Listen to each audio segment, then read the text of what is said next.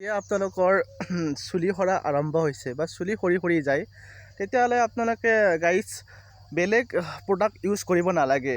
কাৰণ কি জানা, আমি বিশেষকৈ যেতিয়া আমি চুলিবোৰ সুৰাই দিওঁ, গোটাই ল'ৰা মানুহে সুৰাই দিয়াৰ পিছত আমি এটা তেলে ব্যৱহাৰ কৰোঁ, সেইটো হ'ল সৰিয়হৰ তেল। সেই সৰিয়হৰ তেলটো ব্যৱহাৰ কৰিলে আপোনালোকৰ চুলি আহি যাব। কিন্তু ছোৱালীবোৰে কি তেল ব্যৱহাৰ কৰে নাজানো, সিহঁতে বহুত দামী দামী তেল ব্যৱহাৰ কৰে, নামবোৰো নাজানো। কিন্তু শ্যাম্পু বেলেগ বেলেগ শ্যাম্পু ইউজ কৰে।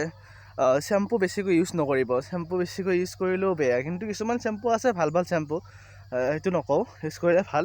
কিন্তু মোৰ মতে কি জানে, এবাৰ আপোনালোকে বিহাৰৰ তেল বা সৰিয়হৰ তেল আপোনালোকে ব্যৱহাৰ কৰি চাওক, প্ৰমাণ পাই যাব। আপোনালোকৰ চুলিবোৰ সৰাও কমিব।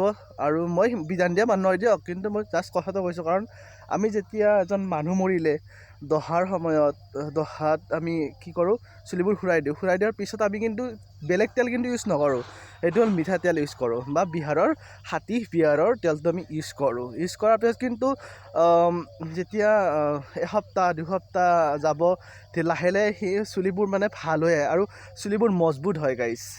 মই সেইকাৰণে কৈছোঁ আপোনালোকে এবাৰ ইউজ কৰি চাব, চাই কিনে যদি প্ৰমাণ পায় তেতিয়াহ'লে ভালেই হ'ল, যদি প্ৰমাণ নাপায় আৰু ইউজ নকৰিব গাইজ। মই আপোনালোকক জোৰ নকৰোঁ। ঠিক আছে, সকলোকে নমস্কাৰ জনাই আজি মই ইয়াতে ব্লগ সামৰণি মাৰিছোঁ। জয় আই অসম।